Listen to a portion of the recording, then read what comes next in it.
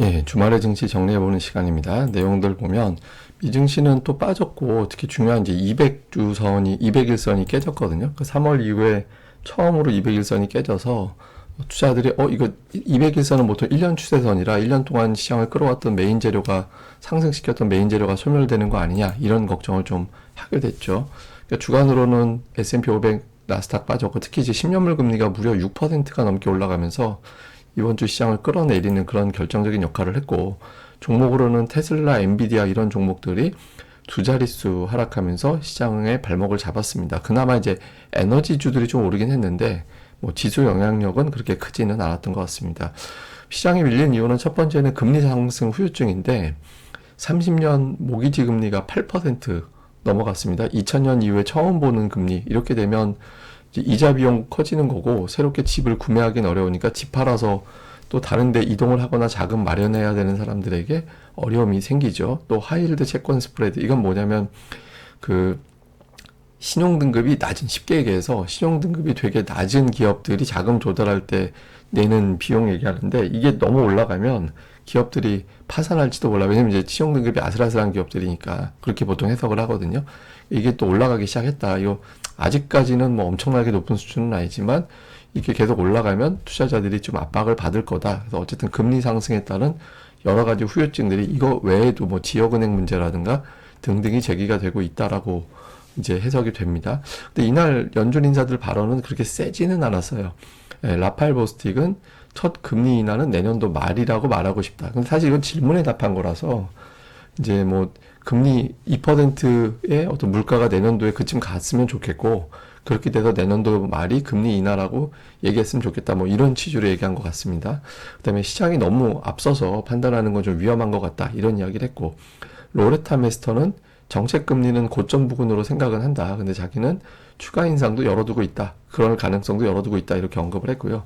그러니까 패트릭 카커는 뭐 지표가 좋으면 인상하겠는데 현재로는 필요 없어 보이고 동결하는 게 가장 신중하다. 근데 이날 보도가 제일 많이 된 건 라파엘 보스틱이었습니다. 이게 기사 제목이 어디서는 내년도 상반기까지 금리 인하 없어 이렇게 달고 어느 미국 기사에서는 또 내년도 하반기 금리 인하 가능성 시사 이렇게 또 달았더라고요. 그래서 어쨌든 좀 이 사람의 발언이 좀 주목을 받았고 근데 미국 금리는 오늘은 빠졌어요.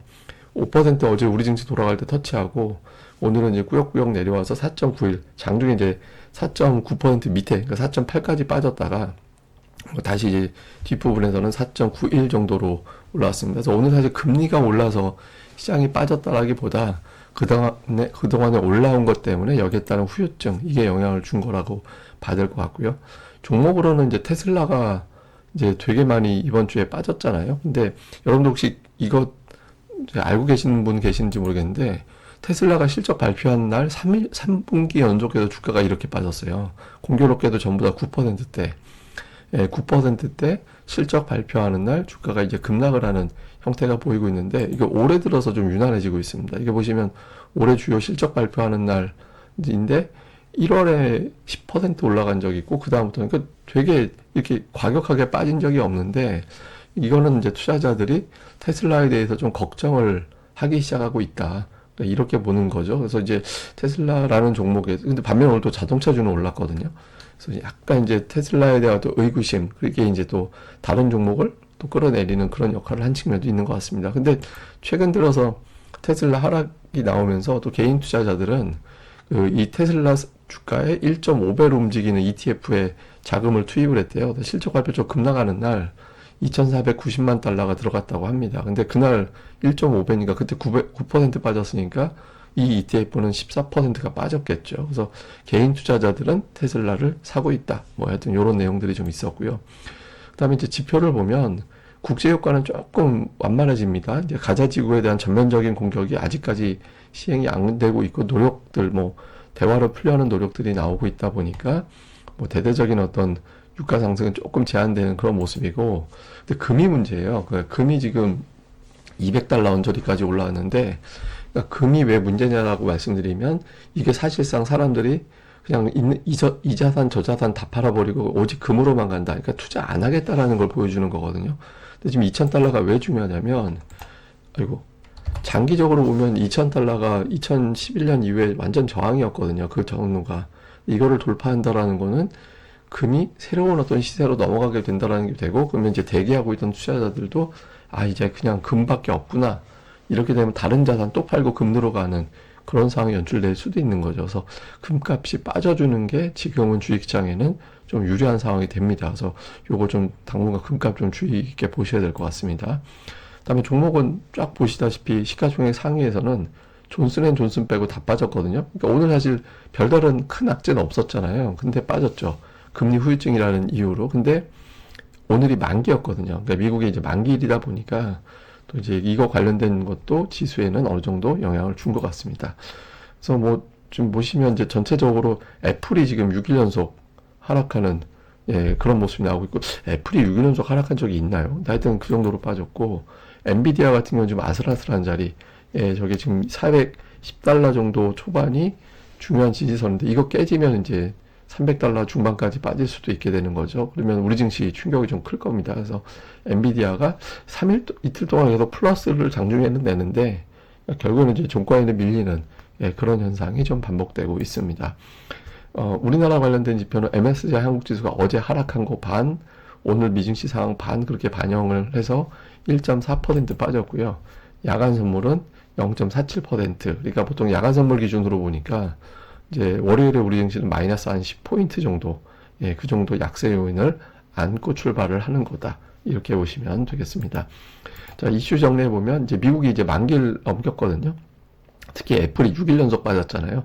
그러니까 빅테크가 이제 일제히 다 부진한 모습을 그동안 보여왔는데, 이 중에 일부라도 하다못해 아마존이 됐든 가장 우리나라한테 유리한 건 뭐 엔비디아나 뭐 애플이나 뭐 이런 것들이 움직여주는 게 조금은 더 유리하겠죠. 그래서 이런 빅테크 주들 중에 일부가 이제 좀 돌아서는 게 나오는지, 그 다음에 이제 5% 초반이 고점일 수 있다, 이런 주장들이 있거든요. 이거 제가 잠시 후에 또 설명드릴게요.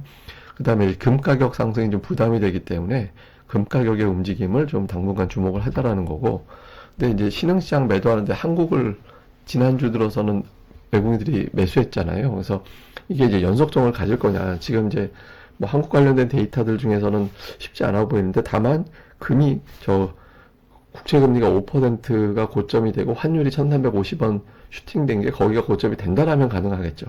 그러니까 이제 근데 이게 연속성이 문제라서 외국인들이 2주 연속 매수한 적이 없거든요. 그래서 다음 주에 외국인 동향, 결국 외국인들이 매수한다는 건 삼성전자 산타라는 거니까 그 흐름이 이제 연속적이 되는지, 이건 제가 주간 증시 전망대 시간에 또 설명드리겠습니다. 그래서 한국 매수한 거 조금 연속성 문제 중요하게 보자. 자, 그리고 제가 5% 초반 얘기 말씀드린 게, 오늘 금리 관련된 전망이 좀 많이 나왔는데 5.5% 이상이 좀 오버했다, 이런 주장들이 여러 곳에서 나오더라고요. 그래서 뭐 울프 리서치나 뭐 캐시스탁턴이나 뭐 뱅크 오브 아메리카나 캐시스탁턴은 이제 분석가입니다, 이름. 근데 하여튼 이런 데서는 다 그렇고, 페이퍼 샌들러도 곧 고점 찍고 내려올 것 같다, 이런 이야기들을 자꾸 하는데, 그래서 이게 뭐 좀 또 희망회로 돌리는 건가? 근데 이 사람들의 근거가 뭐냐면, 예전에 이제 2000년대 그 이후에 이제 보면 2006년, 7년 그때 그 피크가 5% 초반이었다는 거예요. 5.25%가 고점이었기 때문에 이번에 그쪽을 넘기진 않을 것 같다. 그러니까 오히려 그걸 넘어가게 되면 경제가 부러진다라는 공포감 때문에 금리가 빠질 수도 있다, 뭐 이렇게 보는 시각도 있겠죠, 일부는. 아니면 그냥 금리 자체가 너무 미국이 긴축 더 이상 안 할 것 같은데 너무 올라간 거 아닌가, 뭐 이런 어떤 이제 분석들도 있는 거고. 이런 근거가 하나가 있고, 또 하나 근거는 뭐냐면 이게 이제 미국 재무부 잔고입니다. 근데 이게 되게 중요한 건데, 금리가 올라간 가장 큰 이유는 미국이 국채 발행을 굉장히 많이 했잖아요. 이게 이제 미국이 국채 발행하는 속도거든요. 코로나 터지면서 이제 확 발행했다가 이제 그걸 또 돈을 다 써버리고, 국채 발행했으니까 그 돈으로 코로나 대응 이제 또 부양해주고 하느라고 돈을 확 썼겠죠. 또 올라갔다가 툭 떨어져. 지난번에 이제 그 뭡니까, 부채 한도 협상을 급하게 해야 되는 상황이 미국 재무부 잔고가 완전히 텅텅 비었었잖아요. 이걸 갖다가 이제 한도 협상을 끝내고 다시 이제 통장에 돈을 집어넣어야 되니까 국채 발행을 굉장히 단계 빨리 했죠.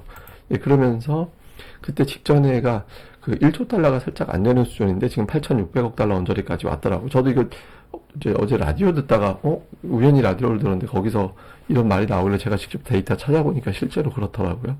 그래서 지금 이게 얼마나 더 이제 잔고를 채울지는 모르겠는데, 상당 부분 채워져서 지금은 이제 국채 발행 속도가 좀 느려질 수도 있다. 그러면 금리가 피크 나오지 않을까? 뭐 이런 분석들도 있는 거예요. 그래서 지금은 좀 국채 상승이 부담되긴 하나 여기서. 근데 저는 개인적으로 4.6을 피크로 봤어요. 예, 저는 4.6을 피크로 봤는데 이미 예상이 틀려버렸잖아요. 그래서 틀려버렸고 제가 그래서 이거는 0.2 올라갈 때마다 50포인트씩 시장 빠지는 요인이 될 거다. 그 정도의.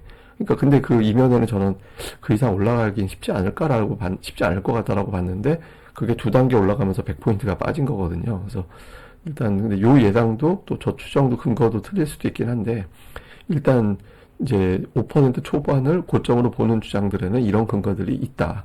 이렇게 봐야 될 것 같고 이거를 더 넘길 것이다라고 보는 거는 파생 쪽에서 워낙 이제 금리 상승의 베팅이 세게 돼 있고 그러니까 지금 같은 경우는 이제서야 어떤 금리가 긴축에 대해서 시장 금리가 반응하기 시작한 초기나 다름없기 때문에 더 올라갈 수 있다 이런 주장들도 있거든요. 그래서 의견이 좀 맞섭니다. 그러니까 맞서는데 오늘 이 보도가 좀 많이 나와서 이 내용을 좀 제가 설명을 드렸습니다. 자세한 건 제가 또 주말에 증시 전망대 시간에 우리 증시 중심으로 또 설명을 드리도록 하겠습니다. 예, 그럼 오늘 하루 잘 보내시고요. 저는 또 다음에 뵙겠습니다. 이 방송 좋아요와 구독하기 꼭 부탁드리고요. 그리고 제가 댓글을 잘 안 보는데 몇몇에 조금 어려움이 있었다라고 하시는 분들이 계셔서 제가 이제 예상을 하는 게 아니라 사실 저는 이제 통계로 시나리오를 설명드리는 건데 근데 그 시나리오 중에 약간 무게의 축이 좀 걱정 너무 하지 마세요. 뭐 이런 쪽의 표현들이 좀 있었던 것 같아요. 그래서 제가 그런 표현 앞으로 조금 더 조심하도록 하겠습니다. 죄송합니다. 예, 감사합니다. 또 다음에 뵙겠습니다.